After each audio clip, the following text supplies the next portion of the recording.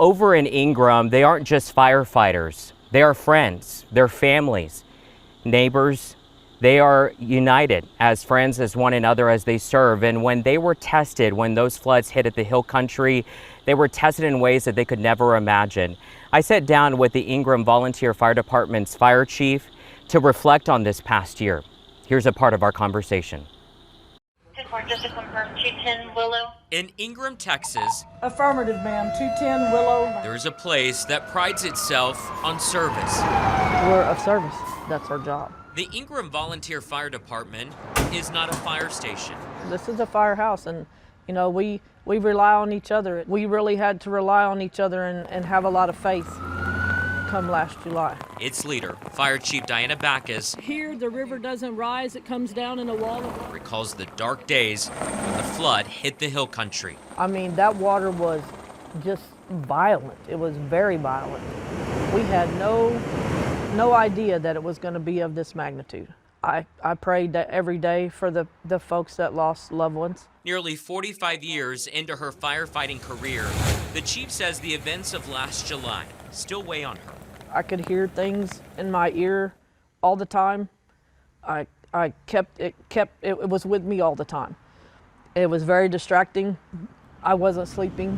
You still hearing those screams? You still have those images? I'm always going to have the images, one in particular. The screaming finally stopped.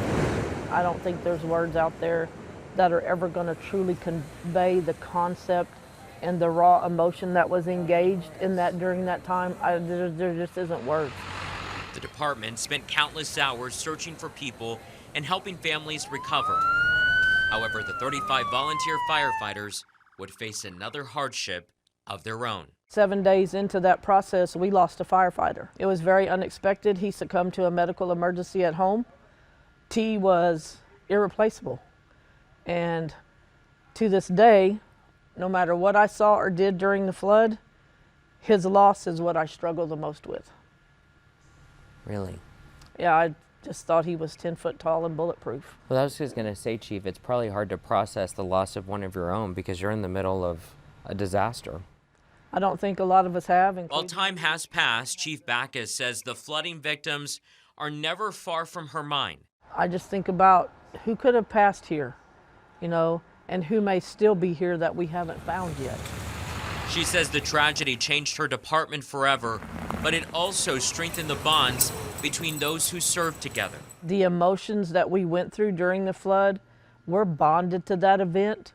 So we're even more so bonded to each other. When asked what she hopes people remember most, the chief focuses on the work and sacrifice of her firefighters. The very people who responded to this event were leaving their own homes and their own families to put their own lives in jeopardy to try to save people they didn't even know.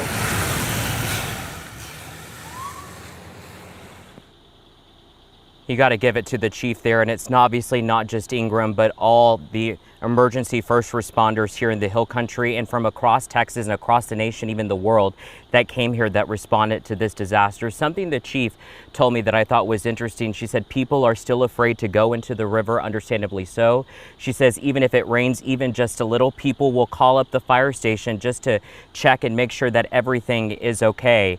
The one thing she wanted me to say is that she just asked that everyone to continue to keep the people in this community in the Hill Country in your prayers, especially as we head into the weekend. And it's a long road to recovery for a lot of people out here, a lot of families and a lot of friends, because this is just the beginning. Even though it's only been a year, there's still a long road ahead. Our coverage doesn't stop here. Coming up later in this newscast, our Sue Kalberg has an incredible, powerful story also from first responders out of Bernie. Sue is such a storyteller. You don't want to miss this story. We'll have that coming up a little bit later in this newscast, but I'll go ahead and send it back to you. EC's in the studio. All right, thank you, Henry. 1 year after the floods, we hear from the people who lived through it, honor those who were lost, and share stories of resilience and hope. Hill Country Floods 1 year later will air Saturday morning at 11:30 on KENS 5 TV. It's also streaming now on KENS 5 Plus.